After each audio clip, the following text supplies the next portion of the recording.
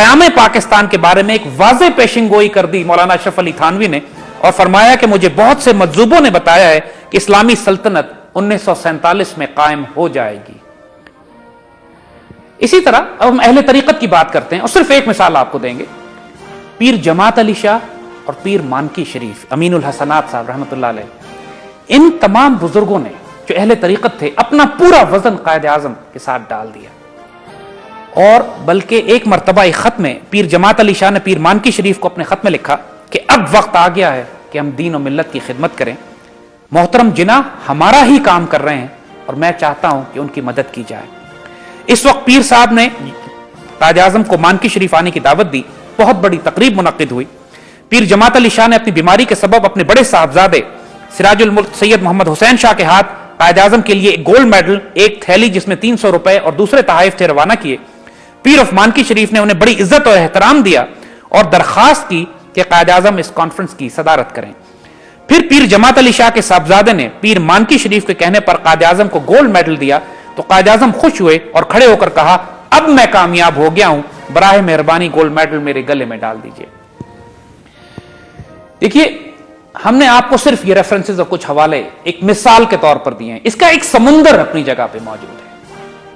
علامہ اقبال نے جس طرح اپنا پورا وزن قائد اعظم کے ساتھ ڈالا، جس طرح علامہ شبیر احمد عثمانی، مولانا اشرف علی تھانوی، پیر جماعت علی شاہ، پیر مانکی شریف، ان تمام اہل طریقت نے، علماء نے اور جید لوگوں نے جس طرح قائد اعظم کو اپنا لیڈر تسلیم کیا، ان کے سپاہی کہلانے پر اپنے آپ کو فخر محسوس کیا۔ اور علامہ اقبال کے بارے میں تو خود قائد اعظم نے فرمایا کہ میں ان کا سپاہی ہوں۔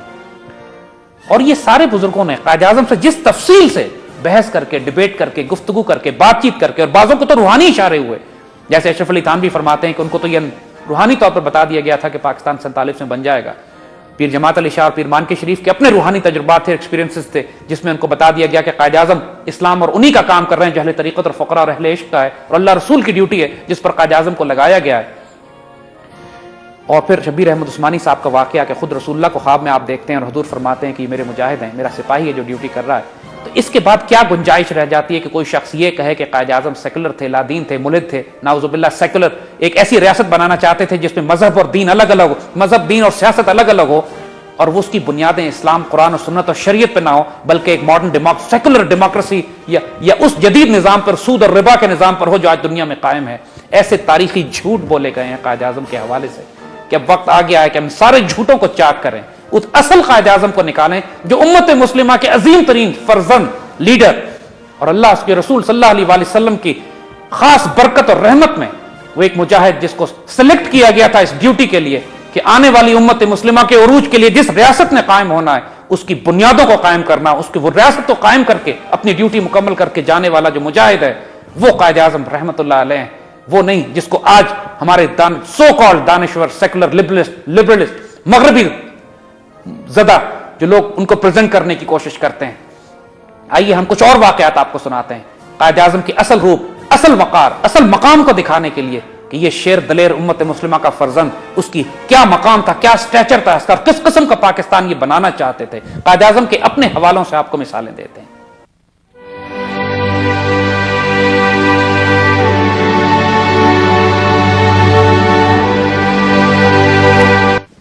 ایک پروپیگنڈا قائد اعظم کے بارے میں یہ بھی کیا جاتا ہے انہوں نے جو باتیں اسلام کے حوالے سے کی وہ صرف پاکستان بننے سے پہلے کی تھیں تاکہ مسلمانوں کو بیوقوف بنایا جائے، نعوذ باللہ۔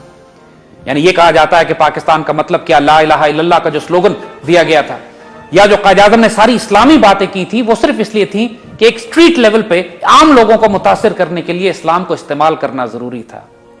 اگین اتنا بڑا جھوٹ اور خرافات ہے یہ کہ آج اس کا پردہ بھی انشاءاللہ ہم چاک کرتے ہیں۔ ہم آپ کو قائد اعظم کی دونوں تقریریں سناتے ہیں، وہی دونوں پہلوؤں سے، پاکستان بننے سے پہلے آپ نے کیا فرمایا اور پاکستان بننے کے بعد کیا فرمایا، اور پھر قائد اعظم کے جو قریبی رفقا اور دوست ہیں وہ کیا کہتے رہے، تاکہ بالکل بات واضح کر دی جائے اور قیامت تک اس بحث کو ہی ختم کر دیا جائے کہ قائد اعظم ایک سیکولر ریاست بنانا چاہتے تھے یا شریعت پر، قرآن و سنت پر مبنی ایک اسلامی ریاست کا قیام چاہتے تھے۔ آئیے حقیقت آپ کو بتاتے ہیں۔ 12 اگست 1939 1939 میں اسماعیل کالج اسٹوڈنٹ یونین بامبے میں، ممبئی میں ایک تقریر کرتے ہوئے قائد اعظم نے فرمایا کہ میں مسلمان ہی پیدا ہوا تھا، مسلمان ہوں، مسلمان مرنا پسند کروں گا۔ मुसलमानों और हिंदुओं की अपने एतकाद, तालीम, माशरे और फलसफे के एतबार से मंजिलें जुदा जुदा हैं। यानी जहां तक टू नेशन थ्योरी का ताल्लुक है, मुसलमान और हिंदू अलग कौमें, उसको तो उन्होंने वाज़ेह किया ही, साथ ही बताया कि मैं मुसलमान ही पैदा हुआ था, मुसलमान हूं और मुसलमान ही मरना चाहूंगा। ये सेकुलर आदमी ऐसी बात करता है, बोले एथीस्ट लादीन शख्स ऐसी बात करता है। फिर 1940 में एक जगह फरमाते हैं, यह एक इंतहाई मुश्किल अमर है कि हमारे हिंदू दोस्तों को इस्लाम और हिंदू मत का बुनियादी फर्क क्यों नहीं समझ में आ रहा। हिंदू और मुसलमान दो मुख्तलिफ मजहबी अकायद, समाजी रिवायात और सकाफत से ताल्लुक रखते हैं। दोनों कौमों का ताल्लुक ऐसी तहजीबों से है जो मुख्तलिफ नजरियात की हामिल हैं और एक दूसरे से मुतसादिम हैं, क्लैश करते हैं हिंदू और मुसलमान हर चीज में। उनकी और हमारी जिंदगी का हर पहलू एक दूसरे से कतई मुख्तलिफ है। यह बात बिल्कुल तय हो गई कि कायद आजम कॉन्स्टेंटली हिंदुओं और मुसलमानों को अलग अलग कौम की हैसियत से प्रेजेंट करते हैं। मौलाना अशरफ अली थानवी ने भी इस बात को एक्नॉलेज किया। कायद आजम की इस बात को एक्नॉलेज करने के बाद मौलाना अशरफ अली थानवी फरमाते हैं कि मैं खुद ये नुक्ता क्यों मेरे जहन में नहीं आया, ये क्यों मुझे ये बात पहले समझ में नहीं आई कि जब अल्लाह ताला ने कुरान में जिक्र किया है कि बनी इसराइल और फिरौन की कौमें एक साथ मिस्र में रहा करती थी, उसके बावजूद अल्लाह ने उनको दो अलग अलग कौमें कहा है, एक मुल्क में रहने के बावजूद। तो ये इस नुक्ते को सामने रखते हुए, अल्लामा इकबाल और कायद आज़म के फलसफे को सामने रखते हुए अशरफ अली थानवी फरमाते हैं कि मुझे फिर समझ में आया कि हिंदुस्तान में रहते हुए हिंदू और मुसलमान दो अलग अलग कौमें हैं। जोग्राफी और मुल्क में रहने से कौम नहीं बनती, मजहब और अकीदे के हिसाब से कौमें बनती हैं। और यही बात कायद आज़म बार बार एम्फसाइज कर रहे हैं टू नेशन थ्योरी में, जिसकी बुनियाद पर पाकिस्तान कायम किया गया। आइए कुछ सवाल जवाब जो कायद आज़म से किए गए वो आपको सुनाते हैं। These are stunning, amazing. Quaid Azam जिस तरह जवाब दे रहे हैं, और ये बताइए कि क्या ये जवाब कोई सेकुलर आदमी देता है या इस्लाम का एक आलिम देता है, एक रेवोल्यूशनरी देता है, एक पैन इस्लामिस्ट देता है, एक ऐसा मुसलमान लीडर देता है जिससे अल्लाह ताला ने बहुत बड़े बड़े काम लेने हो। सवाल यह किया गया कि मजहब और मजहबी रियासत के बुनियादी खदोखाल क्या होते हैं। कायद आज़म ने जवाब दिया कि मैं भी जब मजहब की इस्तिलाह सुनता हूं तो मेरे जहन में इसका अंग्रेजी मफहूम आता है, और वो ये कि मजहब खुदा और इंसान के दरमियान जाती ताल्लुक का नाम है। यानी मजहब एक प्राइवेट मैटर है, सियासत का इससे कोई ताल्लुक नहीं। कायद आज़म ने कहा जब अंग्रेजी मफहूम तो यही है, लेकिन इस्लाम में मजहब की इस्तिलाह में अंग्रेजी मफहूम तक कतई महदूद नहीं है। इस्लाम में जो डेफिनेशन मजहब की है वो अंग्रेजी इस्तिलाह वाली नहीं है। ना ही मैं मौलवी हूं, ना ही मुल्ला, ना मैं ये दावा करता हूं कि मेरे पास मजहबी इल्म बहुत ज्यादा है, लेकिन कुरान पाक का मैंने अपने तरीके से मुताला किया है।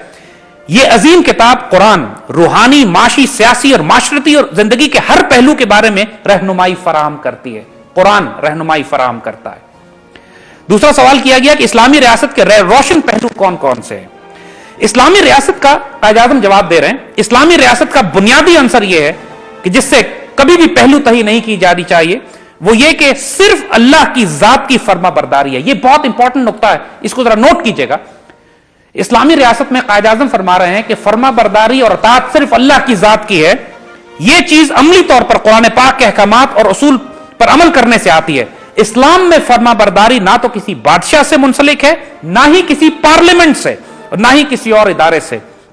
कुरान हमारी जिंदगी की आजादी और पाबंदी की हुदूद वज़ा करता है। दूसरे अल्फाज में इस्लामी रियासत एक एजेंसी है जो कुरान के उसूलों के नफाज को यकीनी बनाता है। अगस्त 1941 में 1941 में उस्मानिया यूनिवर्सिटी हैदराबाद के तलबा को इंटरव्यू देते हुए कायद आज़म ने यह बात कही। देखिए आज जो हमारे जमहूरी डेमोक्रेसी को सपोर्ट करने वाले जो खुराफात बकते हैं ये कि पार्लियामेंट सुप्रीम है, कायद आज़म 1941 में कह रहे हैं कि इस्लाम में ना तो कोई पार्लियामेंट सुप्रीम है, ना कोई बादशाह सुप्रीम है, सुप्रीम अल्लाह का कानून है। अब मुझे बताइए ये कोई सेकुलर आदमी ये बात करता है या एक आशिक रसूल, एक मुसलमान इस्लामिस्ट ये बात करेगा कि पार्लियामेंट सुप्रीम नहीं है, बादशाह सुप्रीम नहीं है, डिक्टेटर सुप्रीम नहीं है, सुप्रीम कुरान और सुन्नत और शरीयत है। कायद आज़म 1941 इस्लामिया यूनिवर्सिटी के स्टूडेंट्स।